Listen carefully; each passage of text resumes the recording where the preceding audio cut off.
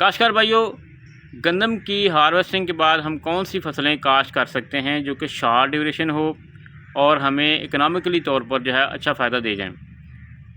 आपको एक बात बता दें कि आपने अगर सोशल मीडिया के ऊपर या माहिरीन से जो है आपने इस हवाले से अगर राय ली होगी तो आपको मुख्तलिफ़ फसलें जो है बताई होंगी, लेकिन आज हम 5 से 6 ऐसी फसलों के हवाले से बात करेंगे जो कि शॉर्ट ड्यूरेशन हो और उनके बाद जो है जल्दी आप अगली फसल जो है काश्त कर सकते हो।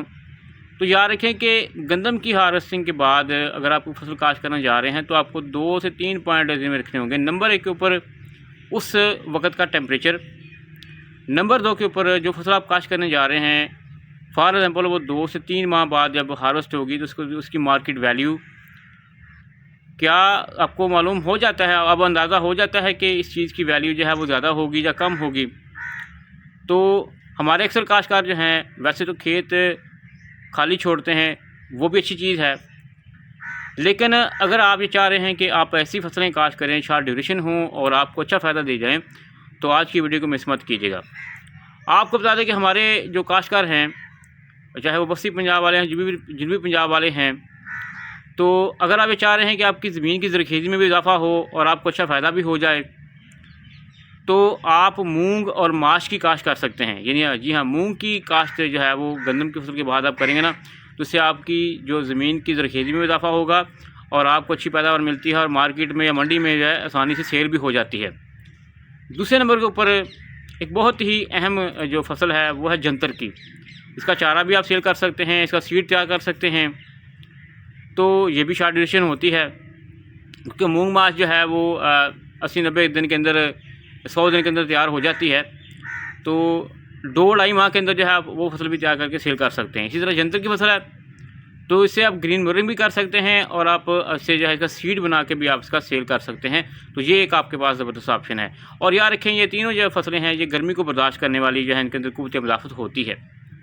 अच्छा, अब सब्ज़ियों के हवाले से बात कर लें तो सब्ज़ियों का होता यह है कि जो गिरी सब्ज़ियाँ लग चुकी हैं ना, जब काश्त करेंगे या करते हैं अक्सर, जैसे घिया कद्दू है, कद्दू वगैरह है, उसके अलावा जो है करेला, टिंडा, बैंगन है और उसके बाद भिंडी वगैरह है।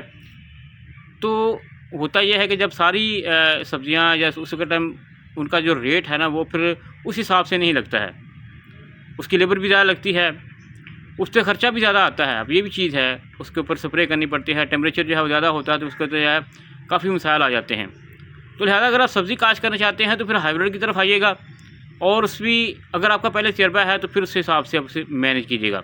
अगली फसल बात करता हूँ मकई के हवाले से। हमारे कुछ काश्तकार जो हैं उस वक्त तो इस चीज़ को नोट कर लेते हैं कि मकई का चारा जो है वो कम होगा, उसकी शॉर्टेज को देखते हुए वो मकई का चारा काश्त करते हैं, जो अच्छी चीज़ है। 60 से 65 दिन के अंदर जो है वो तैयार हो जाता है। लेकिन एक और बात नोट कर लें, अगर आप मकई से डबल फ़ायदा लेना चाहते हैं तो फिर आप उसकी छली बनाकर भी उसे सेल कर सकते हैं। अच्छा से अच्छा चारा ले लें और उसे छली बना के सेल कर लें, वो भी आपको फ़ायदा दे जाएगा। उसके बाद एक और फसल है वो है जी धनिए की।